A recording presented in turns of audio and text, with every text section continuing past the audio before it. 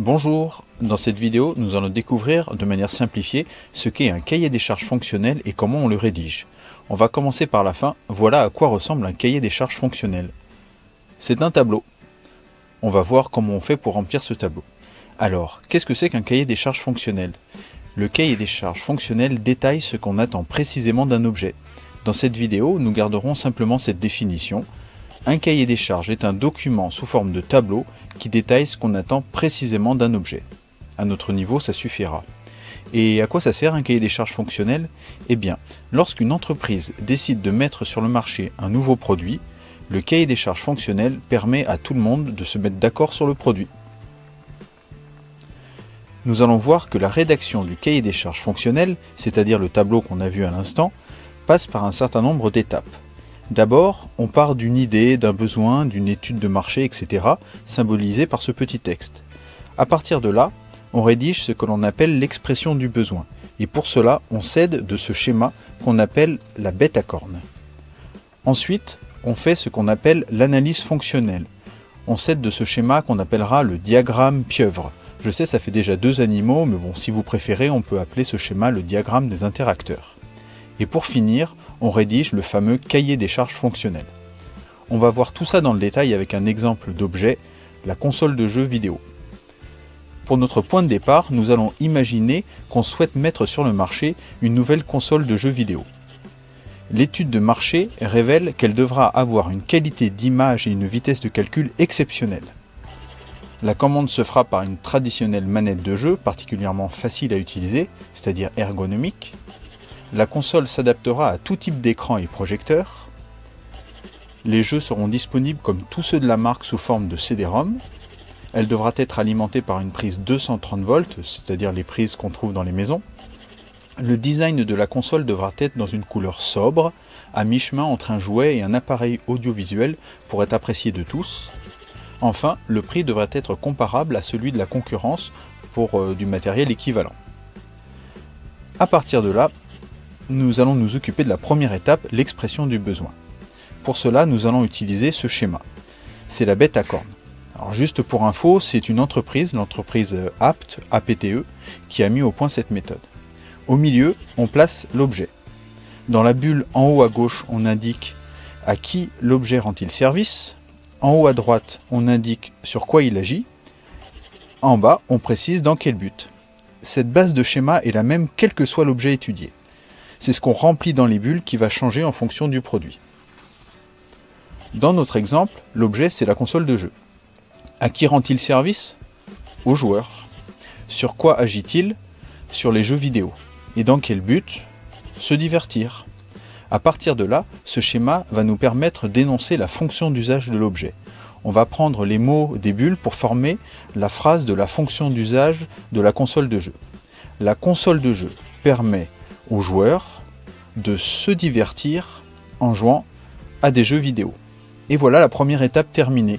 L'expression du besoin est énoncée et on connaît la fonction d'usage de l'objet. Intéressons-nous maintenant à la deuxième étape, l'analyse fonctionnelle. Pour cette étape, on va créer le diagramme pieuvre ou le diagramme des interacteurs. Au centre, on va placer l'objet, dans notre exemple, c'est la console de jeu. Et tout autour, on va lister tous les éléments extérieurs en relation avec l'objet. Voilà, je répète, on va lister tous les éléments extérieurs en relation avec l'objet. On a donc l'écran, les jeux vidéo, les mains de l'utilisateur, l'énergie, l'œil de l'utilisateur. Alors attention, c'est l'œil qui va regarder la console et non pas l'écran. Et enfin, le prix. Lorsque le produit permet à un élément d'interagir avec un autre élément, il s'agit d'une fonction principale, abrégée avec les lettres FP.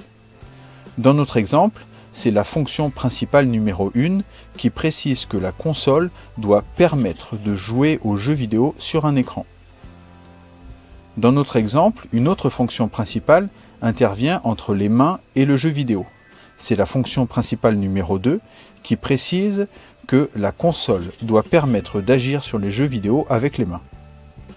Vous remarquerez que les fonctions principales commencent toujours par permettre, ici en bleu, suivi d'un verbe, ici en rouge, puis des deux éléments concernés, ici en vert. Ensuite, si le produit doit être adapté à un élément extérieur, il s'agit d'une fonction contrainte, abrégée avec les lettres FC. Dans notre exemple, la fonction contrainte numéro 1, FC1, précise que la console doit se connecter sur tout type d'écran. Vous remarquerez que les fonctions contraintes commencent toujours par doit, ici en bleu, suivi d'un verbe, ici en rouge, puis de l'élément concerné, ici en vert. Et c'est toujours pareil. Alors on continue. La fonction contrainte numéro 2 dit que la console doit charger des jeux vidéo. La fonction contrainte numéro 3 dit que la console de jeu doit s'utiliser facilement avec les mains. La fonction contrainte numéro 4 doit s'alimenter en énergie. La fonction contrainte numéro 5 doit plaire à l'œil, c'est-à-dire qu'elle doit être esthétique.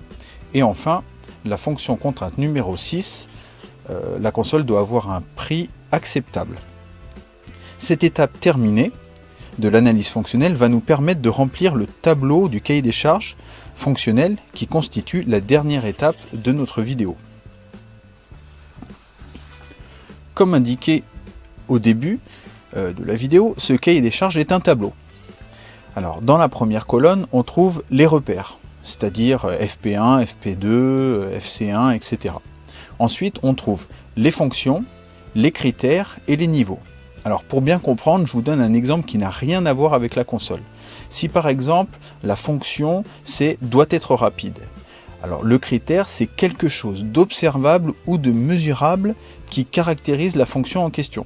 Alors, il faut que ça soit observable ou mesurable. Ici, qu'est-ce qui permet de caractériser la rapidité ? Eh bien, c'est la vitesse. Et le niveau, c'est la valeur qu'on souhaite donner à ce critère. Ici, par exemple, 300 km/h. Voilà, maintenant qu'on a compris, on revient à notre console. On va commencer par recopier les fonctions qu'on a trouvées à l'étape précédente. Voilà, vous vous souvenez, là, c'est ce qu'on avait trouvé précédemment. On ne fait que recopier ce qu'on a trouvé précédemment dans le tableau, rien de plus. Et maintenant, pour chaque fonction, on va chercher le ou les critères et les niveaux souhaités en se référant au texte de départ. Vous savez, celui où on explique comment doit être la nouvelle console de jeu. Alors, dans ces cas-là, la fonction principale numéro 1, permettre de jouer aux jeux vidéo sur un écran, eh bien, c'est caractérisé par la qualité d'image et la vitesse de calcul. Et donc, on va choisir les niveaux souhaités. La qualité d'image, il faudra que la console puisse s'adapter au téléviseur, par exemple 4K ou Ultra HD, donc ça devra faire les deux. La vitesse de calcul, là c'est totalement fictif, par exemple une vitesse de processeur de 2 GHz. Alors pour la fonction permettre d'agir sur le jeu vidéo avec les mains. Le critère, ce sont les commandes. Et le texte du départ disait que ce serait une manette de jeu classique avec des boutons, des croix, des mini joysticks. La console doit se connecter sur tout type d'écran. Alors, donc il doit avoir les types de connexion doivent être pris en compte, ainsi que les types d'écran. Donc ça sera de l'HDMI et les types d'écran tout type. C'est ce qui était dit dans le texte. La console doit charger les jeux vidéo. Alors ça sera les supports de jeu. Ici on a dit que comme tous ceux de la marque, ça devra être sur CD-ROM. La console doit s'utiliser facilement avec les mains. La conception de la manette, c'est le critère. Et le niveau, elle devra être ergonomique. Elle doit s'alimenter en énergie. Les deux critères, c'est la tension électrique et l'énergie électrique. L'énergie électrique et la tension d'alimentation. Donc l'énergie électrique, c'est le secteur EDF qui est disponible dans les maisons et les appartements. Et la tension d'alimentation, le niveau, ça sera la valeur, c'est 230 volts. Ça correspond à l'alimentation domestique. La console doit plaire à l'œil. Ça doit être caractérisé par la forme et la couleur. On a vu dans le texte que la forme, ça doit être entre un jouet et un appareil audiovisuel pour plaire à la fois aux plus jeunes et aux moins jeunes. Et d'autre part, la couleur doit être sobre. Sobre, ça veut dire qu'il ne doit pas être de couleur vive. Elle doit être grise ou noire. Et enfin, la console doit avoir un prix acceptable. Le critère du prix acceptable, c'est le prix. Et le niveau, on aurait pu donner un prix en euros. Là, il s'agit simplement que ce prix soit comparable à la concurrence. Et bien voilà. On y est arrivé, voilà le cahier des charges fonctionnel de la console de jeux vidéo. Bon, je sais, cet exemple n'est pas le plus simple, mais je vous laisse chercher sur le net des exemples de cahiers des charges fonctionnels et vous verrez qu'on retrouve toujours ce genre de tableau, mais maintenant vous saurez comment on le remplit. Merci de votre attention et à bientôt dans une autre vidéo.